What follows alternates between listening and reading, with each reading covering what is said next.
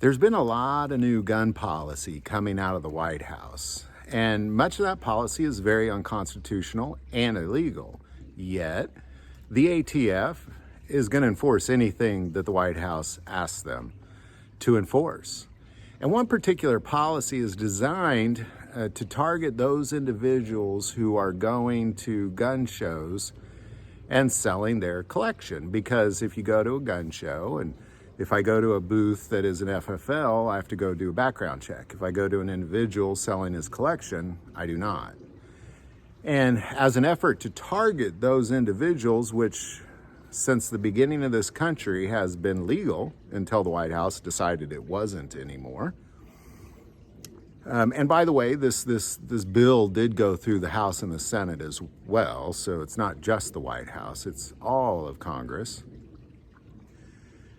But it's designed to target those individuals. And basically what it comes down to is 6 months ago, if I wanted to sell my personal gun, I could. Now it's very different. And it's one thing to say, well, this is a new policy, but it's quite another to start arresting people for it.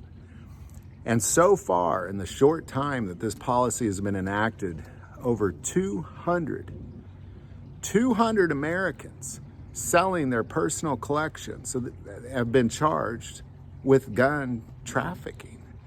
And they're now having to go to court and fight this gun trafficking charge. And chances are they're going to do a little jail time because of it.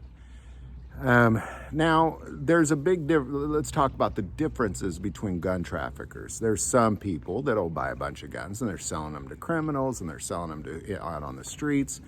Those are gun traffickers.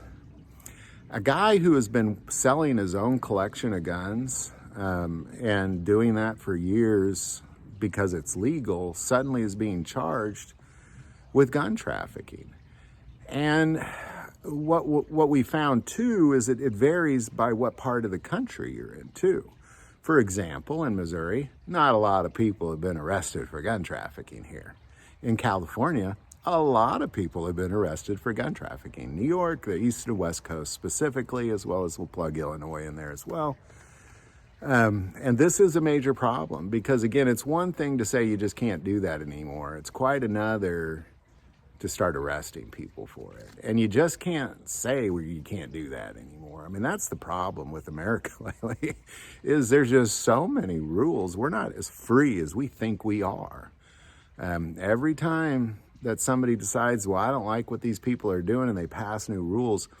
You know, my wife and I spent a little time in Europe this last summer, and one thing I found, to some degree, they're way more freer than we are. Not necessarily when it comes to the Second Amendment, but a lot of other things that I remember just several times looking at my wife, just like, there's no way we'd be able to do this if we were in America, because there's just so many rules in America. It's just terrible. Growing up in the 80s, there weren't all these rules. There weren't, you know, and I call them rules because they're not laws. You can't sit there and make a law that violates the Constitution of the United States and accept it as law.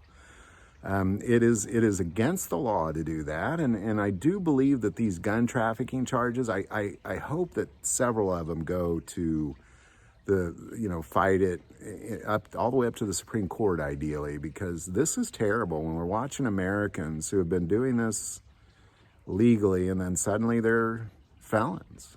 Just one day they're not, the next day they are, doing the same thing.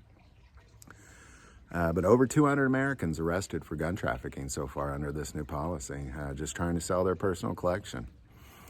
Many thoughts or insight on that, definitely put it below. I would like to take a moment and say that most people watch this channel, they're not subscribers to the channel. Please take a moment, hit that subscribe button. Greatly increases our ability to get these messages out. That link is below. But the most important part of this channel is we take prayer requests, and never hesitate to send that in.